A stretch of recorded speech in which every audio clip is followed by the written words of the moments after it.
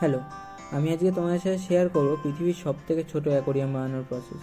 এই যে ওষুধের শিশিগুলো দেখতে পাচ্ছ, এর মধ্যেই আমি ওই অ্যাকোরিয়ামটা বানিয়ে দেখাবো। এবার আমি আমার পদ্মের বাগান থেকে কিছু জলজ পোকা কালেক্ট করে নেব। পোকাগুলো আমি ওর মধ্যে মাছের পরিবর্তে ইউজ করবো, কারণ অত ছোট শিশির মধ্যে মাছ বাঁচিয়ে রাখা সম্ভব নয়।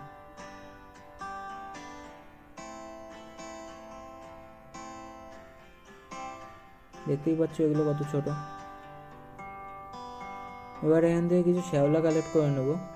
এগুলো সাধারণত বর্ষাকালে দেখতে পাওয়া যায়, আমি আগেই কালেক্ট করে রেখেছিলাম।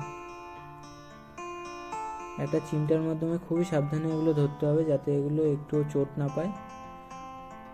চোট পেলে এগুলো আর বেশি দিন বাঁচবে না, তাই সাবধানতা মেনটেন করতে হবে। অ্যাকোরিয়ামটা বানানোর জন্য যা যা মেটেরিয়ালস দরকার এগুলো এখানে সবই রয়েছে। আস্তে আস্তে আমি নামগুলো শেয়ার করব। সবার প্রথমে ওষুধের শিশিটাকে খুব ভালো করে পরিষ্কার করে নিতে হবে। যেহেতু এটা ওষুধের শিশি, তাই এটাকে ভালো করে পরিষ্কার করে নিতে হবে। প্রথমে একটা তুলো কাঠি দিয়ে একটু পরিষ্কার করে নিলাম ডাস্টগুলো। এবার এখানে ইউজ করছি হ্যান্ড স্যানিটাইজার। স্যানিটাইজারের ফলে ওষুধের যে গন্ধটা ওটা কেটে যাবে। এবার ফাইনালি আমি একটা সুতির কাপড় দিয়ে ভেতরটা ভালো করে মুছে নেব। এই কাজটা খুব সাবধানে করতে হবে, কারণ শিশিগুলো খুব পাতলা হয়, যদি একটু অসাবধানতা হয় তাহলে ভেঙে যেতে পারে। সেইটা খুব ভালো করে ক্লিন হয়ে গেছে। এবার এর মধ্যে বালি ঢেলে দেবো, যাতে এর বেসটা স্ট্রং থাকে।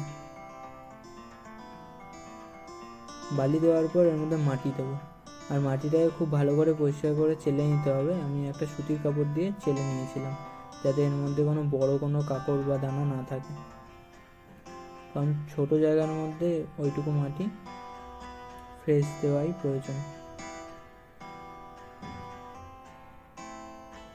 এবার এই শ্যাওলাটাকে খুব সাবধানে এর মধ্যে ঢোকাতে হবে। একটু অসাবধানতা হলে কিন্তু শিড়িটা ভেঙে যেতে পারে। আর চিমটা দিয়ে ধরার সময় শ্যাওলাটাকে খুব আস্তে ধরতে হবে, যাতে শ্যাওলাটার কোনো চোট না পায়। এবার একটু জল স্প্রে করে আমি কাঁচটা পরিষ্কার করে নিলাম।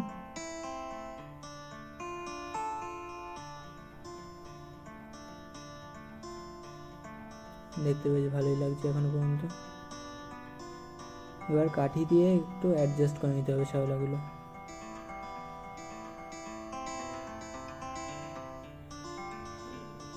এবার ওপরে আর একটু বালি ঢেলে দেবো, যাতে জল দেওয়ার পরে মাটিটা ভেসে না ওঠে। মাটি ভেসে উঠলে জলটা নোংরা হয়ে যাবে, সেই জন্য বালিটা দিলাম।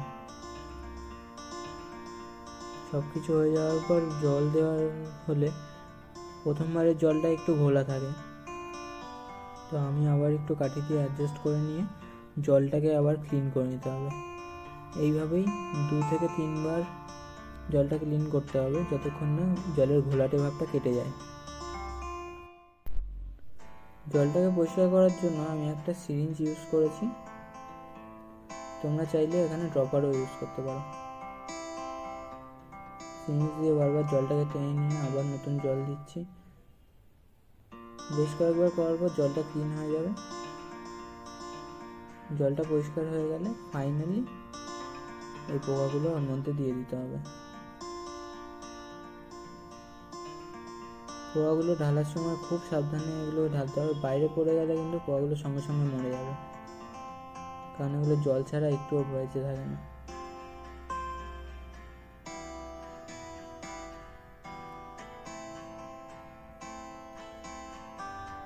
অলমোস্ট আমার অ্যাকোরিয়াম রেডি হয়ে গেছে। পোকাগুলো ওর মধ্যে খুব সুন্দরভাবে ঘুরে বেড়াচ্ছে।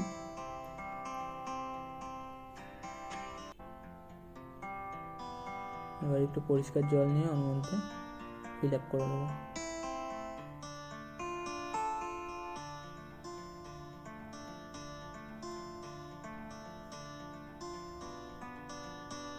হয়ে গেছে। এবার এটা ছিপিটা আটকে দিলাম। দেখো কত সুন্দর লাগছে এটা দেখতে, পুরো অ্যাকোরিয়ামের মতোই দেখতে লাগে। প্রথমবার আমি যখন এটা বানিয়েছিলাম খুবই অবাক হয়েছিলাম, তো আমি ভাবলাম এবার আবার বানাই। এর নিচে যে প্যাডিস্টালটা আছে এটা আমি কী করে বানিয়েছি আমি নেক্সট ভিডিওতে শেয়ার করব, তাই নেক্সট ভিডিওটা মিস করো না। যারা আমার চ্যানেলটা প্রথমবার দেখছো তারা সাবস্ক্রাইব করে দাও, আর তোমাদের যদি এর সম্বন্ধে আরও কিছু জানার থাকে আমায় কমেন্ট করে জানাতে পারো। ভিডিওটা কেমন লাগলো সেটাও আমাকে অবশ্যই কমেন্ট করে জানাও। এগুলোর মধ্যে কোনো খাবার দেওয়ার প্রয়োজন নেই, এই যে মসগুলো দেওয়া হয়েছে এগুলোই পচবে, এই পচা পাতাগুলোই এগুলো এদের খাবার। এইভাবেই এরা এখানে বেঁচে থাকবে অনেক দিন। তো প্রথমবার যখন আমি বানিয়েছিলাম এগুলো 6 মাসের ওপর বেঁচে ছিল, আমি যদি মেনটেন করতাম হয়তো আরও বেঁচে থাকতো। এর আগে আমি 2-3টে আরও বানিয়েছিলাম, তো এইবার আমি ভাবলাম তোমার সাথে এই জিনিসটা বানানোর প্রসেসটা শেয়ার করি। এটা আমি প্রথমবার যখন বানিয়েছিলাম খুবই আমার পছন্দ হয়েছিল এবং আমার আরও বন্ধুবান্ধব সবাই পছন্দ করেছিল।